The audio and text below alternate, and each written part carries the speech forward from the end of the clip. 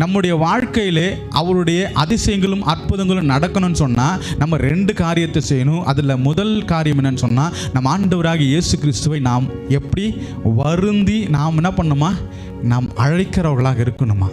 அழைத்தவரை அழைத்து மார்த்தாளை போல வேலைகள் செய்யாமல் மரியாளை போல என்ன பண்ணணும், அவர்களை பிடித்து கொள்ளணும் அப்படின்னு சொல்லி ஒரு காரியத்தை காண்பித்து கொடுத்தார். அதே போல தான் இங்கே சூனமேல் செய்கிறாங்க. என்ன செய்கிறாங்கன்னு சொன்னால், தன் கணவனோடு பேசி என்ன பண்ணுறாங்க, மேலே ஒரு சின்ன ஒரு அறையை கட்டுவோம், அந்த அறைக்குள்ளே என்ன பண்ணலான்னு சொன்னால் அவருக்கு ஒரு கட்டில், ஒரு மேஜை, ஒரு சேரு, அழகாக ஒரு விளக்கு வச்சு கொடுப்போம், அவர் இங்கே வரும்போதெல்லாம் தங்குவார். ஏன் அப்படின்னு சொன்னால் அவர் பரிசுத்தமான ஒரு மனுஷன் அப்படின்னு சொல்லி அந்த சகோதரி என்ன பண்ணுறாங்க அப்படின்னு சொன்னால், எப்படியாவது எலிசாவை தன் வீட்டுக்குள்ளே தங்கும்படியாக பிரயாசப்படுறான்.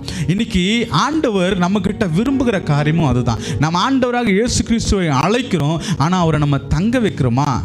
இந்த 2 காரியம் மட்டும் நம்ம வாழ்க்கையில் கரெக்டாக செஞ்சுட்டோம் அப்படின்னு சொன்னால் நமக்கு குறை என்கிற ஒரு வார்த்தைக்கு இடமே இருக்காது.